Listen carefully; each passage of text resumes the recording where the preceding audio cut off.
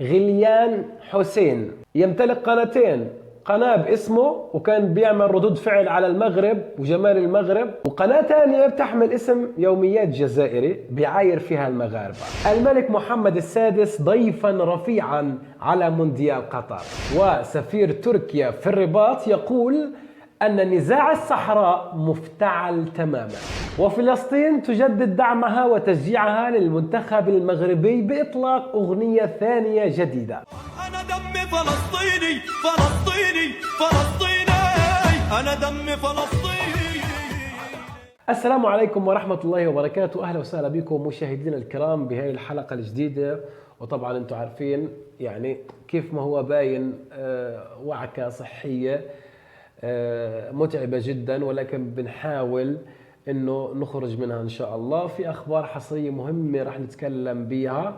الاهم بتمنى انكم تعملوا لايك للفيديو. اللايك مهم ليش؟ لانه اذا عملت لايك راح ينتشر الفيديو يعني على نطاق واسع، وبتمنى اللي مش مشترك بالقناة يشترك بالقناة. اول موضوع راح نتكلم به هو بخص اخر فيديو قمت بنشره. اخر فيديو قمت بنشره هو واحد جزائري كان بيتهم اسعد الشرعي. كثير من التعليقات قرأتها تقول بأنه هذا الجزائري يعني أكبر منافق في تاريخ البشرية. هذا الموضوع مهم جدا، ولذلك عن جد بتمنى أنكم تشاركوا هذا الفيديو على أوسع نطاق. ليش؟ الآن راح أوضح لكم السبب. هذا الشخص يا جماعة الخير بيمتلك قناتين. قناة أولى، شوف النفاق لحد وين، وهذا تحذير لكل المغاربة. هذا الشخص الجزائري كان بيعمل ردود فعل على المشاريع اللي كانت تبنى في المغرب، وكان بيعلق على السياح اللي بيجوا على المغرب، وكان يعني طلع قناته من المغرب ومن مشاريع المغاربة ومن دعم المغاربة من خلال مشاهدة فيديوهاته والتعليق عليها ودعمه بالاشتراكات. لنتفاجأ بأنه هذا الشخص لديه قناة أخرى، ولكن دون أن يظهر بشكله، فقط يعني صوته، وهو دائما يعني يشتم المغاربة، يشتم كل المغاربة، بيشتم المغاربة في فيديوهات. يعني صراحة ما عمرك كنت تتوقع أنه هذا الشخص اللي كان بيعمل فيديوهات على المغرب جميلة بسب المغرب بأقبح العبارات.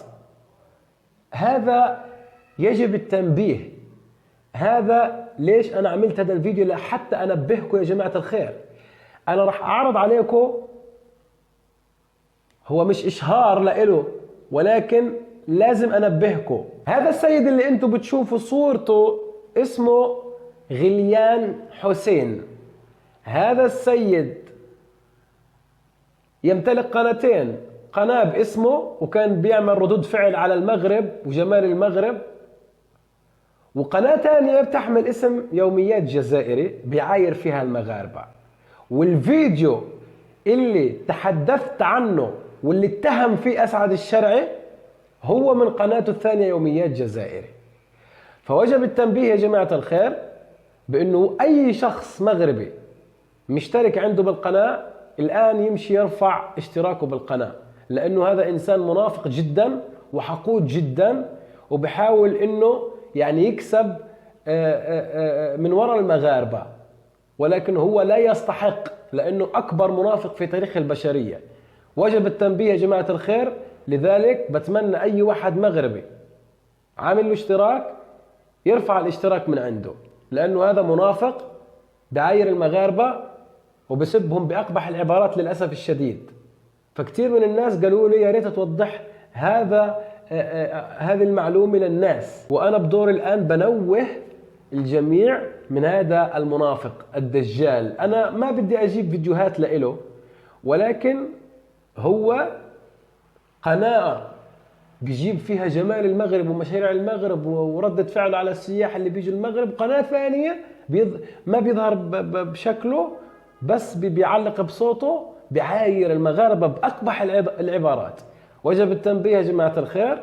فعشان هيك بتمنى انكم تشاركوا الفيديو، لأنه في كتير مغاربة يعني عنده 100,000 مشترك، أكثر من 100,000 مشترك على قناته. وجب التنبيه.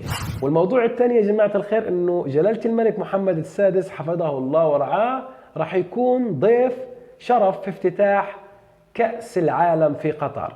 طبعا مصادر موثوقة قالت انه الشيخ تميم بن حمد امير دولة قطر وجه دعوة خاصة الى الملك محمد السادس لحضور حفل افتتاح كأس العالم 2022 بالعاصمة الدوحة، الذي سيحضره ايضا ملوك ورؤساء دول. واوضح المصدر الموثوق أن حضور الملك محمد السادس لكأس العالم حالما يتأكد بشكل رسمي وسيكون سابقة من نوعها، خاصة وأن البطولة العالمية تقام لأول مرة في بلد عربي شقيق. وسيكون حضور الملك محمد السادس حدثا بارزا نظرا للاحترام الكبير الذي يحظى به من طرف أمير قطر ورئيس الاتحاد الدولي لكرة القدم ومختلف زعماء وقادة الدول. كما وضع المغرب تجربته وإمكاناته الأمنية خلال كأس العالم في خدمة الدولة الصديقة نظرا للصيت والسمعة والخبرة العالمية للأمن المغربي. هذا وكان المغرب سباقا إلى تخصيص عروض خاصة لجماهيره من أجل تشجيع أسود الأطلس، وذلك عبر طرح تذاكر طيران إلى الدوحة بسعر 5000 درهم. إذن الملك محمد السادس سيكون ضيفا عزيزا في افتتاح نهائيات كأس العالم في قطر. طبعا كيف ما قرأنا الآن من مصدر موثوق بأنه الأمير تميم وجه دعوة للملك محمد السادس. الأخبار لم تؤكد بعد، ولكن يعني أكيد سيتم تأكيد الخبر خلال يعني ساعات، لأنه الافتتاح لم يتبقى عليه الكثير. الموضوع الثالث يا جماعة الخير، السفير التركي في المغرب يقول أن نزاع الصحراء مفتعل تماما. أكد دوجان بتصريحاته خلال مقابلة أجريت معه مؤخرا مؤكدا على أهمية العلاقات الدبلوماسية بين المغرب وتركيا. نحن دولتان شقيقتان وحليفان وشريكان استراتيجيان. وقال الدبلوماسي أن العلاقات بين المغرب وتركيا عميقة جدا ومتجذرة في التاريخ وتعود إلى القرن السادس عشر. وتعليقا على موقف بلاده من الصحراء المغربية، أوضح دوجان أن الخلاف يمثل مصدر مقلق بالنسبة لتركيا. وقال السفير لأننا في تركيا لدينا مشكلة مماثلة، وإذا كان هناك أي شخص يفهم حقا شعور السلطات المغربية والشعب المغربي فلا يمكن إلا أن يكون الشعب والسلطات التركية. وقال هذا نزاع مصطنع بحت يعود بالفائدة على أطراف ثالثة هدفها إعاقة التنمية في المنطقة. تركيا هي جزء من قائمة متزايدة من البلدان التي استمرت في إعادة تأكيد دعمها لخطة الحكم الذاتي المغربية كأساس موثوق وجاد وقابل للتطبيق لإنهاء النزاع حول الصحراء. كما جدد وزير الخارجية التركي مولود أوغلو موقف بلاده مؤكدا أن تركيا تؤكد مجددا دعمها لسيادة المغرب الشقيق وسلامته الإقليمية. وفيما يخص يا جماعة الخير الموضوع الأخير والمهم جدا بالنسبة لي هو فلسطين تطلق أغنية ثانية دعما وتشجيعا لمنتخب المغرب. أغنية رائعة جدا جدا جدا، نتمنى أنكم تستمتعوا بها.